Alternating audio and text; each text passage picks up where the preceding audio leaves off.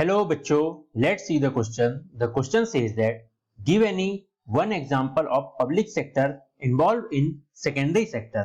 मतलब इधर पे हमसे क्वेश्चन यह पूछ रहा है कि कोई एक एग्जाम्पल हमें बताना है कि जो पब्लिक सेक्टर भी है और सेकेंडरी सेक्टर में भी उसका इन्वॉल्वमेंट है। तो यह हमसे क्वेश्चन पूछ रहा है। चलिए तो हम इस क्वेश्चन का सबसे पहले की कॉन्सेप्ट देखते हैं। तो इस क्वेश्चन का जो की कॉन्सेप्ट है वह है सेक्टर रिलेटेड टू इंडस्ट्रीज।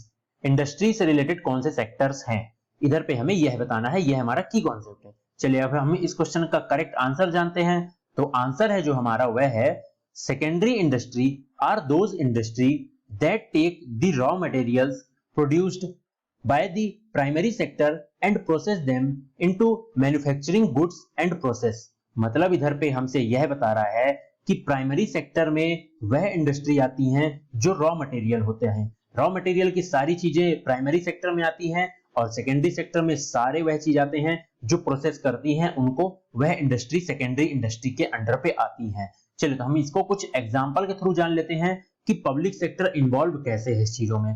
तो इधर पे हमें जैसा कि दिख रहा होगा, इधर पे आपको दिख रहा है एग्जाम्पल हमारा। सबसे फर्स्ट एग्जाम्पल इधर पे बता रहा है हैवी मैन्युफैक्चरिंग। मतलब हैवी मैन्युफैक्चरिंग यह पब्लिक सेक्टर है। पब्लिक सेक्टर कैसे है, इसमें जो रॉ मटेरियल हो रहा है वह प्राइमरी सेक्टर का है और सेकेंडरी सेक्टर जो प्रोडक्ट हमारा फाइनली कंप्लीट हो रहा है वह हैवी मैन्युफैक्चरिंग है। यह पब्लिक सेक्टर के अंडर पे आता है। अब सेकंड देखते हैं लाइट मैन्युफैक्चरिंग।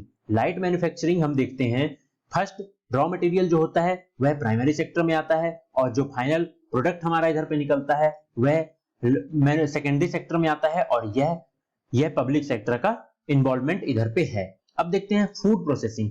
फूड प्रोसेसिंग में हम देखते हैं सबसे पहले हमें उधर पे मतलब सारी रॉ मटेरियल्स चाहिए होता है, रॉ चीजें चाहिए होती हैं। मतलब फिर उसके बाद में वह फूड प्रोसेस होता है, फिर वह सेकेंडरी सेक्टर में आ जाता है। तो इस तरीके से इन्वॉल्वमेंट है इसमें पब्लिक सेक्टर का भी। ऑयल रिफाइनरीज, ऑयल रिफाइनिंग हम इधर पे देखते हैं जैसा कि रॉ मटेरियल्स आता है फिर वह प्रोसेस होता है, तो प्राइमरी सेकेंडरी हो गया और फिर अगर हम इसे ट्रांसपोर्ट भी कर देते हैं तो टेरसरी भी कहला जाता है। मगर इस क्वेश्चन में हमसे सेकेंडरी तक पूछा है तो सेकेंडरी इधर पे हम देख सकते हैं पब्लिक सेक्टर का इन्वॉल्वमेंट बहुत ज्यादा है। अब लास्ट देख लेते हैं एनर्जी प्रोडक्शन। एनर्जी प्रोडक्शन में भी गवर्नमेंट पब्लिक सेक्टर का बहुत ज्यादा इन्वॉल्वमेंट है।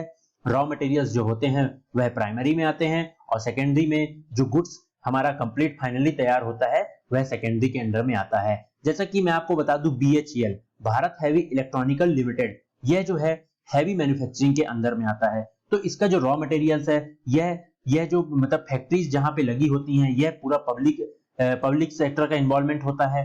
उसमें जो फाइनल गुड्स तैयार होता है वह सेकेंडरी सेक्टर होता है। तो इधर पे हमने एग्जांपल के थ्रू सारी चीजें देखी, पब्लिक सेक्टर के बारे में जाना, सेकेंडरी इंडस्ट्री के बारे में जाना। तो इधर पे हमने इस क्वेश्चन का करेक्ट आंसर भी जान लिया। I hope you understand it well. Best of luck.